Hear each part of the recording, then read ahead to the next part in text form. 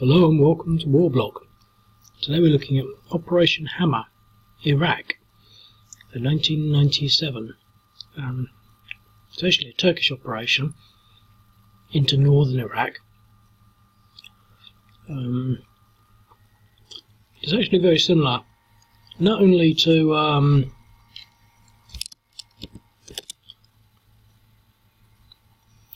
Operation Sun, which was a Turkish operation into northern Iraq, but it's also very similar to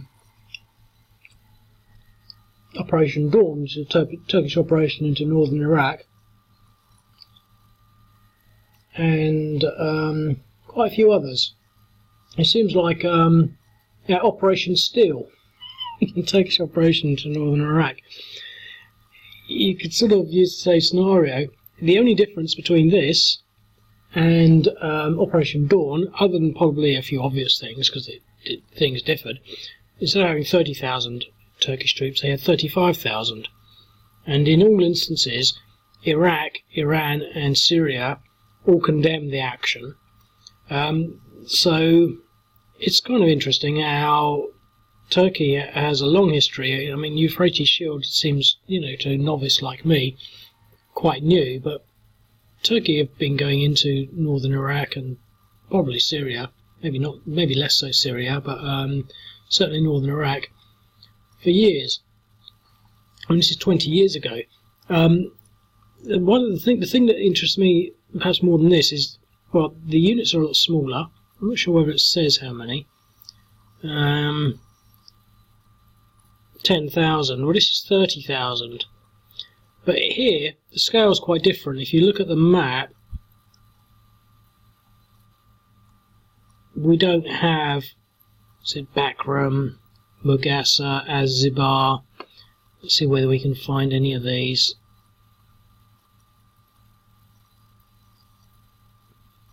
I'm pretty sure that the map sort of starts there.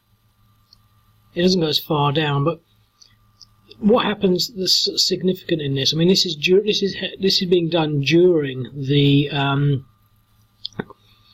Kurdish Iraqi Civil War, the Iraqi Kurdish Civil War. How does it go? The Iraqi Kurdish Civil War, which is essentially being fought between these yellow counters and these green counters. So it's being fought between the Kurdish Workers Patriotic Union and the Kurdistan Democratic Party, I hope. Yeah. Now, they're obviously trying to get rid of these, so there's sort of like an enemy within, well, they're within this war. So this war is going on between these two sides, and I don't know where the front line was, so I've had to make it up, but the PUK seem to have this place, which is Erbil. That's interesting. That's interesting.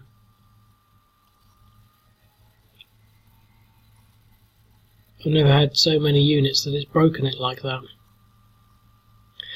Anyway, it's not worry too much about that. So, there you have Erbil. So that they go a hell of a long way south through here. Now, what you've got here are camps, and I've just made it camps. They didn't seem to have any other particular objective other than Erbil, where the PKK put up a bit of resistance, because I think they got sort of caught off the hoof, so to speak. Generally speaking, it was regarded as a bit of a failure. I'm not sure why, but one of the things that happened was, especially in one of the others, the PKK sort of saw the build-up of Turkish troops, and they left and went into Iran and further south. They just ran away. So when you sort of do this, the thing to do as the PKK is to possibly, just run away. So regarding strategy, above and beyond the sort of the historic narrative, I don't really know much about how the strategy works, other than to say that they do have to go a long way into Iraq. I mean, that's quite a long way by any account, all the way down. It's past Mosul, which is there. You know, so this is not just a sort of a border skirmish across the border in these areas. Operation Sun, which I think went down to about sort of down towards these sorts of places. Where did Operation Sun? I mean, you know, it's just down on the border there. You know, I think in fact, Operation Sun, because there's no Syria border there. This is the Great Zab River, and that is an actual fact that. So the Operation Sun is actually that, and there's Barzan, and there's Barzan there. So you can sort of see this is a much smaller scale operation taking place just in that thing. So it's taking place just in these little mountain areas here, and you know, so this is a much bigger scale going all the way down to there with some camps down here. And you don't have to take everything. It's just to give you, and it's just random. And the other thing to possibly say to put things into perspective is that Iraq itself is holding its own border. Now the Iraqi units are so this is all Iraq held territory. Now they're non-combatants, so that's all sort of off key. So to be quite honest, you know, maybe didn't need such a big map. So we're just playing in this half here, and obviously all this is Iran, so that's off map. Now it's up to you, but I would say that you can move your PKK units into Iran, and Turkey can't follow. So that's that one road there, although obviously they can go through mountains.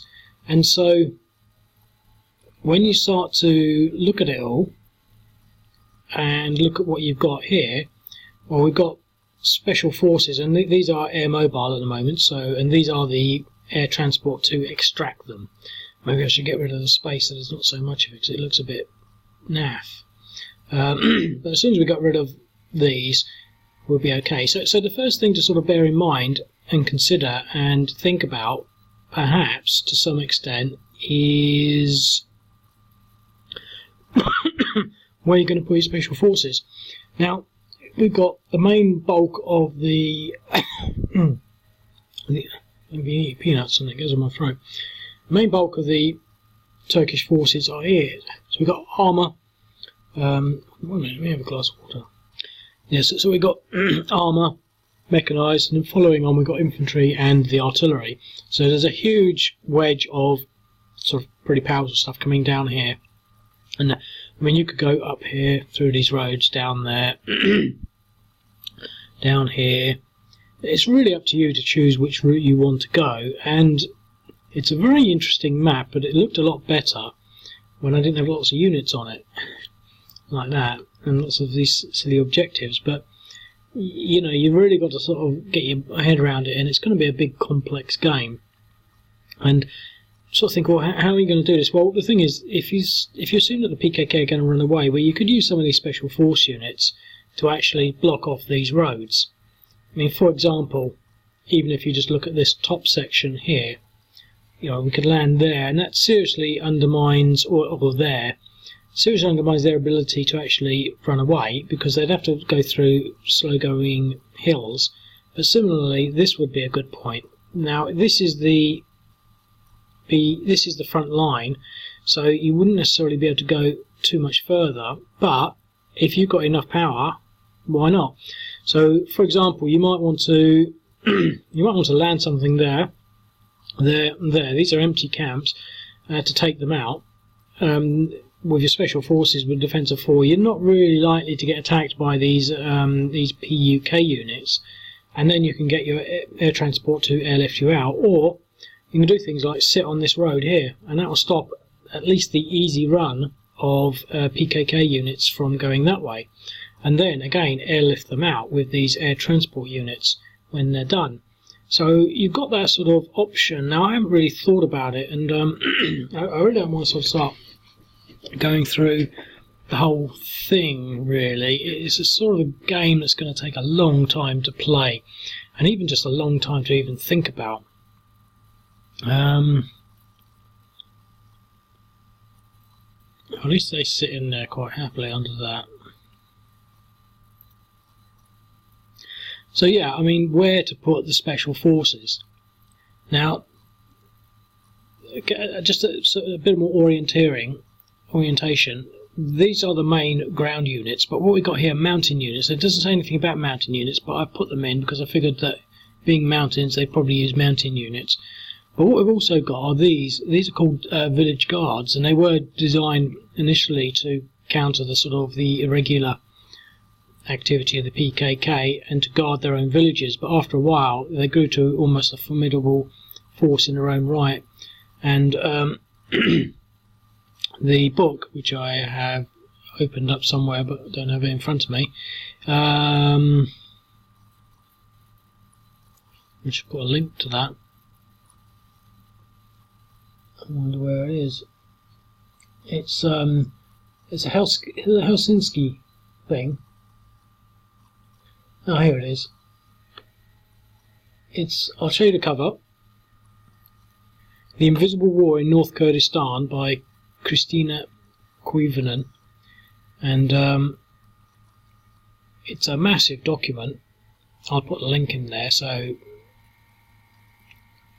blah blah blah, 150, well, quite a few pages. So that's that. But on page 55, as I've been reading, it talks about the government of Turkey in turn increased its strength in the countryside by creating a system of village guards. April 85, the government headed by ANAP with blah blah blah blah blah, state of emergency, a paramilitary system to supplement gendarmerie operations. The village guard were armed by authorities and paid to fight against the guerrillas and denied them access to and support from villagers. Initially, the village guards only patrolled their own villages, but now they take part in offensive operations. Among the 40,000 soldiers in the Turkish army sent to northern Iraq in May 1997, which is what we're dealing with now, were 10,000 village guards. So I'm not saying there were 40,000. I misread that. But you can read this yourself. But so that's what those are. And I think it's an interesting concept, but those that they're here now, I haven't put 10,000 in. That will be 50 units, and as you can see, there's already too many units. So there's about 10. It's a sort of representative. I really don't think there's going to be, I mean, it's not really even a game in the sense that there's not going to be any resistance. I mean, the best you could hope for are all these PUK units could fight with the PKK, but they're not. I don't think you're going to really sort of have these going up against these regiments. This is the Turkish army, and I think most people are just going to stay away from them whilst they go after legitimate PKK, units. And they did essentially kill thousands. Let's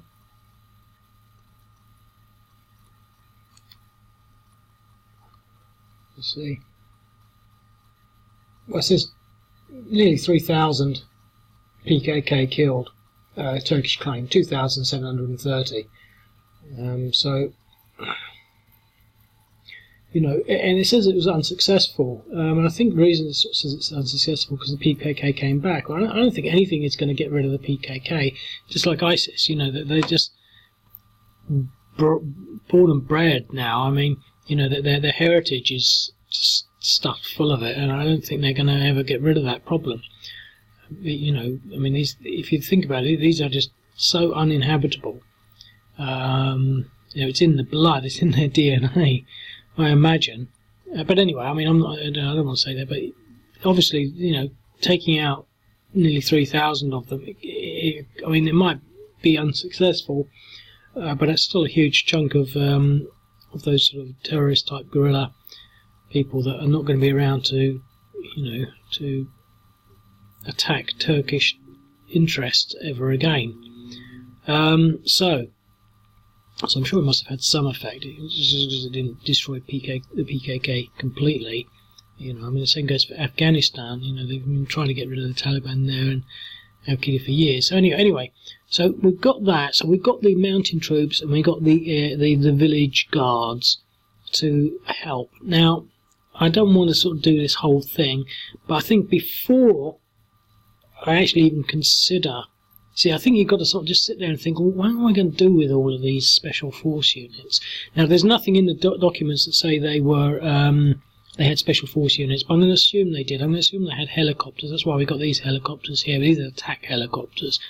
But I'm going to assume that they would have sort of done something. So the question is, would they have just been local? For example, would they have just paratrooped there so that they could get the flank on that, or would they have paratrooped a lot further, or heli landed a lot further in, for example here, and taken out key junctions? Would that be what they've done, or would they have gone all the way down here to take out these, these interests here, and then been airlifted out? Now, I don't know what decision to make, because I've only just finished this game and I don't really have done my thinking, and I think the first thing to maybe do to some extent will be to sort of try the water with regards to what I can do up here. Now, I wish this would go away because it's making the screen really narrow and it's such a great map. It's not doing it justice at all. But, so the first thing to sort of maybe do would be to try and gauge how far I can take these units. So I think I can go 4 along the roads, or maybe a bit more. Yeah, I think I can go forever down these roads. So we can move up here and get in that zone of control there. We can move all the way down to there, or we could possibly move down to there and get... I'm not sure we could do that. Let's get the little map tool out.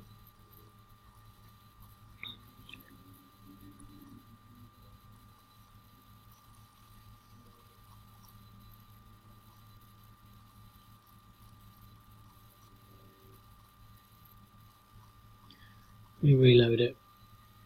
Okay. If I press enter, it just reloads. It reloads the actual game. Anyway, don't worry about that. So what I'm saying is, I could come down here like that, and possibly,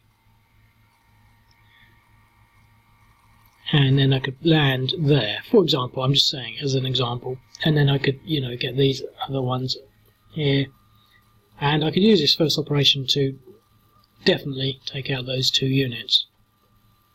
At the same time, I can very possibly move into there.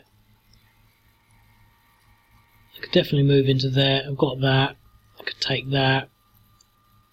This would be slightly different. I could paratroop into there. Use that. I could move one of these units. So there's not really enough. One of them there, then I'll have to paratroop there, there, and there, so that's getting quite expensive. Putting it like, I could move into there, so it's all about sort of looking at each individual part, I think, in the first instance, and sort of thinking, what can I do?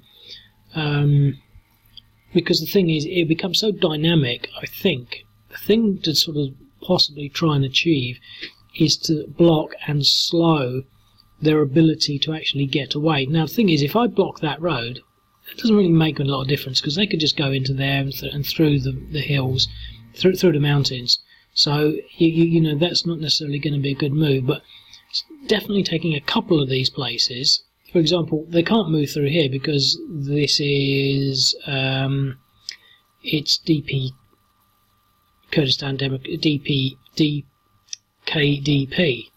So these are already blocking certain routes anyway. Even if you actually look at it, there's not a lot that the Kurds, the PKK can do to really get away. So, for example, this unit could possibly go there. Because he's irregular, he ignores zones of control, and I think he's going to get at least a couple of moves. So that unit could very easily get across the Iranian border pretty much straight away. So the thing to do here might be to move into there. We've got a few units there, so we could definitely commit something into there. Probably use these ones to commit over here.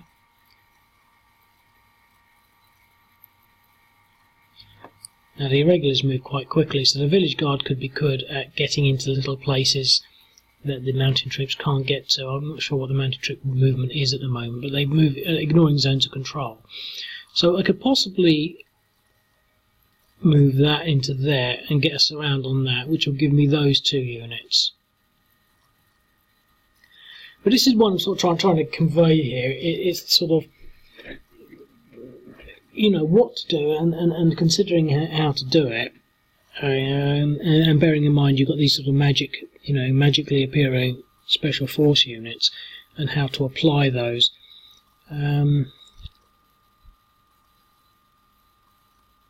But it's one of these things where it's sort of like, well, how to optimize what I actually do. And that's not really what I want to be doing. I just want to be thinking sort of strategically. I mean, for example, I could move to create a barrier. I mean, for example, I might want to sort of somehow stop. Well, I'm not going to be able to take that unit out, but I could almost, bearing in mind that I'm controlling the KDP units to some extent. Now, I'm not going to use them to engage with the PKK, but I could certainly use them to maintain their line here and possibly create a more defensive blocking line to stop these units from getting out. So, for example, I could try and block this line here. So that would mean 1, 2, 3, 4 hexes that I would have to block. But if I could block that, they can't get past that. And then somehow, ask these people to move there and there.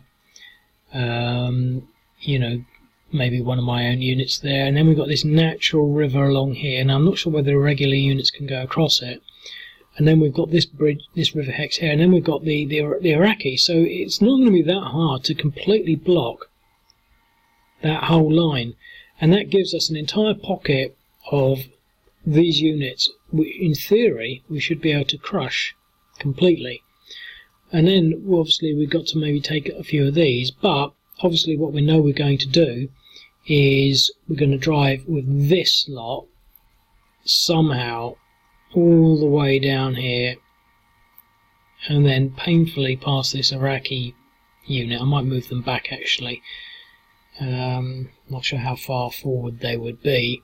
They're not active, so it's not a big worry, but it's going to be a big sort of, it'd be better off coming around this way, go into the zone of control once and then come across, because these are allied, and basically take out this place here. Now there's a lot of units in there, and that's going to be the big thing. I think I might move these back just to sort of, well, I'm not sure. I mean, they're basically the Iraqis did have a front line, so we've probably just about got that bridge, but if we didn't, we'd be stuffed. And I'm pretty sure the Turkish didn't take engineering units and bridge layers all the way down here. So that's it really. I mean, I don't really even want to do that. I mean, one of the things, the way I do games generally is sort of compartmentalise things a little more. Now, I don't think that this is badly built. I think I actually quite enjoy it. I'd like to put it on my bigger screen. I've got a bigger screen here, which is sort of an older computer, but it's almost square. Where this is just sort of like, I don't know why people have all this white stuff on these sides here. It's just for watching films. But what I have seen actually is someone that's got a tablet, and they can plug their tablet into a laptop or something else, and it's a big tablet, it's about the size of my laptop screen, which is pretty big. I think it's 15-inch, 16, 17-inch screen. But they put it up the other way, a portrait, and that would make this a lot more playable. Obviously using it still with a mouse because there's no touch on this, but yeah. But the thing is, you could almost just keep that, the race for Kirkuk as one scenario, and not worrying about all this other activity here. So if I just reload that to get rid of all these squiggles, and then make a few more squiggles. Now, the other thing to sort of possibly say, and it might be bleeding obvious, but obviously we know we've got this very distinct I might put another bridge in there actually. I'll have a look, see whether there are any other significant bridges.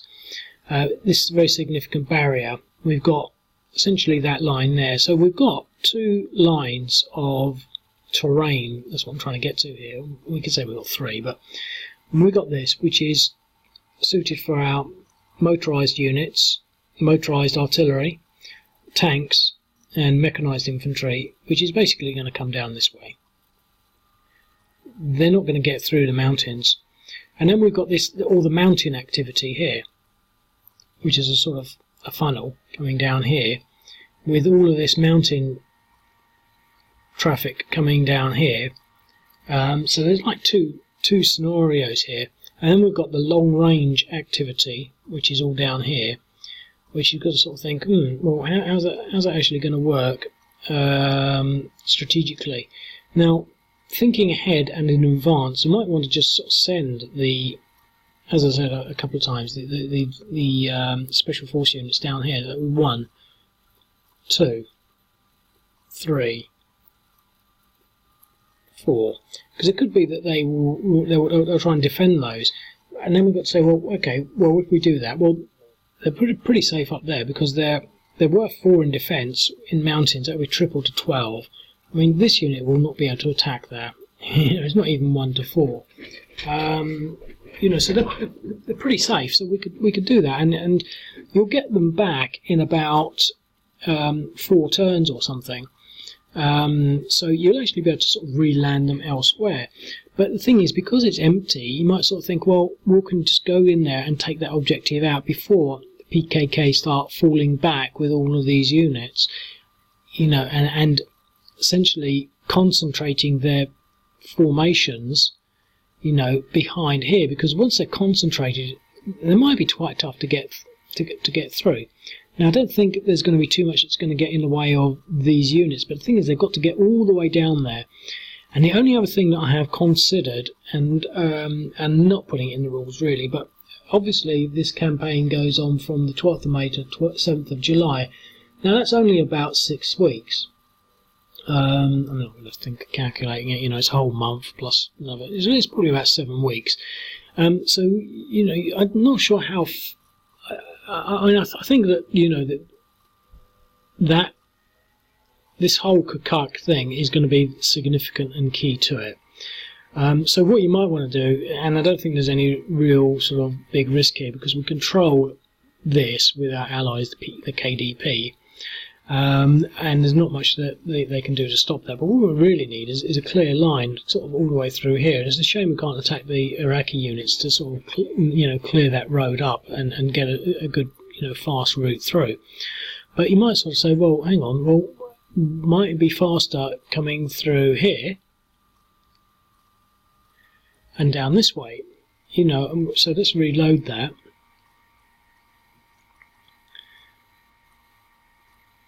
I just bought this new, well, it's not new, I've been using, I can't even remember what it's called now. It's a screen recorder, and it's actually got a drawing tool on it. In fact,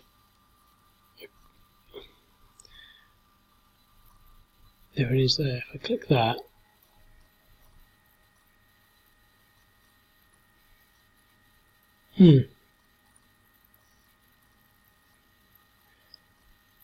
that's interesting, but I prefer my drawing tool. But what I'm saying is, another way to think about this might be to come down here. It's a road, so I should be able to do it, but because it's a road, it might be faster. Or to split my forces into 2. So let's actually look at what we got in there. 1, 2, 3, 4, 5, 6, 7, 8, and in there's 6 tanks. So 6 tank regiments. We could have 3 and 4 going along there, and nothing's going to stop these things. I mean, there's virtually nothing. But if you've got 22, all you need is a few of these guys stuck in Barzan. I mean, so it might be worth taking and making sure that we've got these hexes here.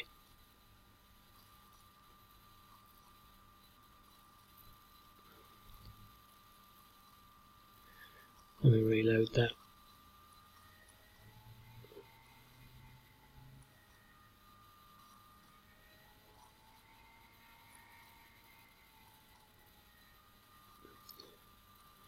So it might be worth trying to make sure that we've got these at an early stage, because they're going to be the toughest ones. I mean, if they start to put in, you know, even some of these units, to be quite honest, it's not going to be difficult no matter what. I mean, they would have to have everything in one of these units, in one of these hexes. But if they had even just one, it would be worth 3, because it's mountain, and if he was dug in, that would be doubled up to 6. So this unit here would only be 3 to 1. Now, if I had 2 of those, you know, all of a sudden it starts to get to sort of, you know, the sort of 2 to 1 type attacks that could go for exchanges or even attack of retreats, and we don't want that. And these are the hexes that are going to do that.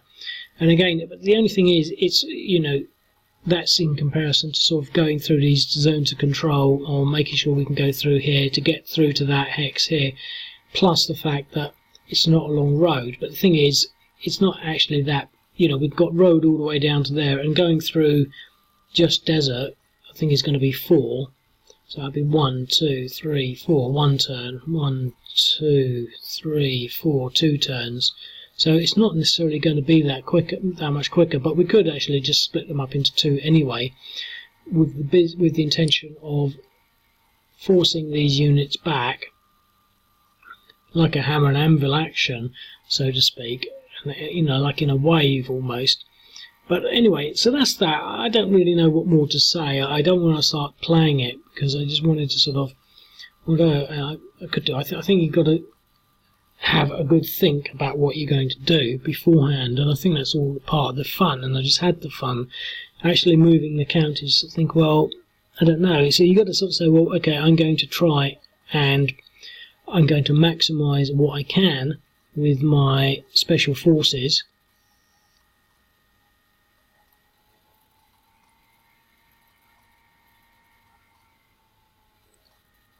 I don't know why that didn't work.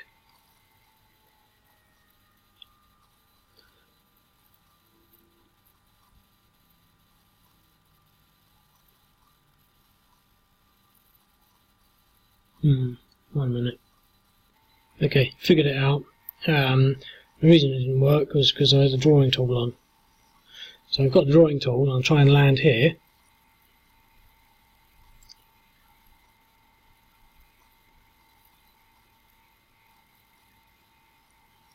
It doesn't work because I've got the drawing tool on. If I take the drawing tool off and then try and land there, it's fine. Now I'm going to have to go through it there, the attack there, so it'll be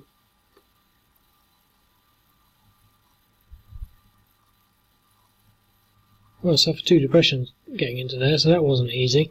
So there's that to consider as well. The fact that on the air insertion, I'm going to sort of take, I'm going to have to go through anti-aircraft. Now that's not a brilliant position because I'm in the desert and I've actually got, so that's automatically a 1-to-1. I mean, you could turn around and probably take that out. So I might want to put in 2 or 3, but I don't, you know, it's not that important. I just thought I'd do that as an example. But I'm not going to take it any further. I hope that gives you an idea of, you know, the strategies of this game. Let me just see how far I can get this unit down here. 1, 2, 3, 5. Which movements? You've got no more movement.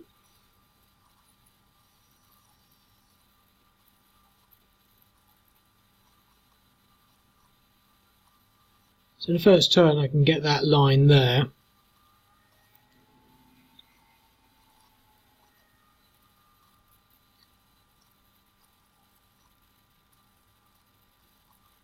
So I'll probably be able to encircle that, etc. We didn't go through all that.